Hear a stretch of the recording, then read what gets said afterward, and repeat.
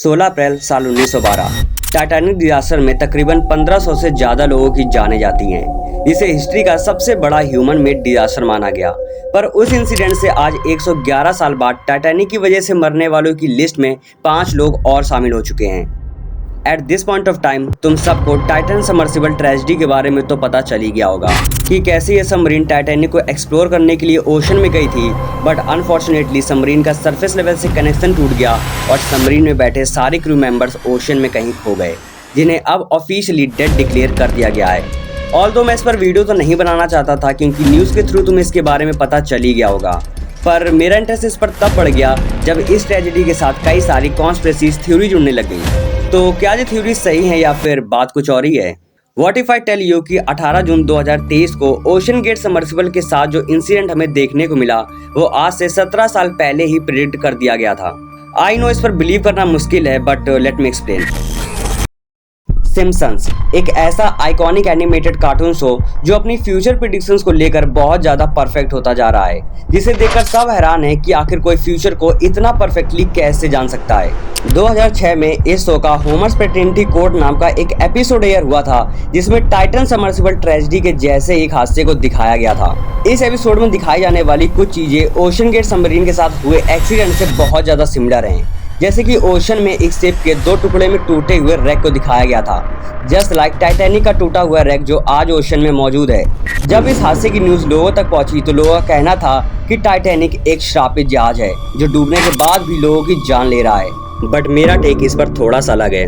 Look, Titanic का मलबा आज अटलांटिक ओशन में सरफेस लेवल से 12,500 फीट नीचे डीप ओशन में मौजूद है, ऐसी जगह जहां सनलाइट तक नहीं पहुंच सकती है। और जब आप ऐसी खतरनाक जगह जाने की बात करते हैं तो आपके लिए सेफ्टी सबसे बड़ी प्रायोरिटी होती है, पर आप हैरान रह जाओगे कि इस मिशन में सेफ्टी प्रिकॉशंस को किसी मजाक की तरह लिया गया।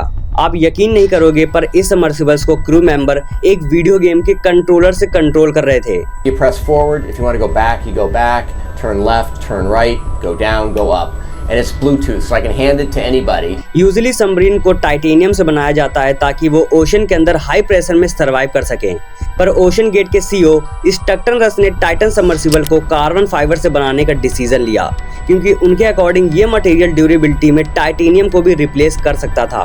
I think I've broken them with logic and good engineering behind me. The carbon fiber and titanium, there's a rule you don't do that. Well, I did. उन्होंने सबमरीन के स्ट्रक्चर के साथ भी छेड़खानी की, उसे स्पेरिकल न रख के सिलेंड्रिकल डिजाइन कराया ताकि उसमें ज्यादा लोग बैठ सकें और ये एक अच्छा टूरिज्म बिजनेस बन सके।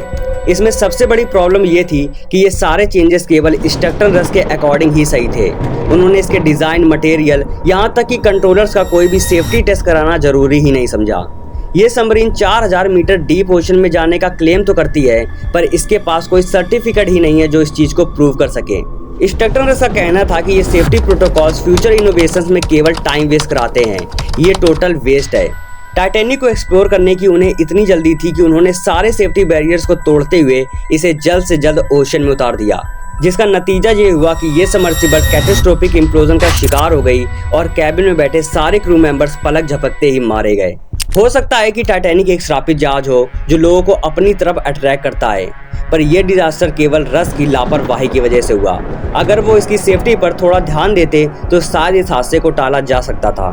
फिलहाल अब स्टक्टन रस का नाम भी list of inventors killed by their own invention की लिस्ट में शामिल हो गया है, जो खुद की इन्वेंशन की वजह से मारे गए। वैसे आपको ये वीडियो कैसा लगा कमेंट सेक्शन में जरूर लिख के बताइएगा, and if you get some value from this video then hit the subscribe button and turn on the bell icon so you can get the latest update from this channel. Till then, see you soon in the next video.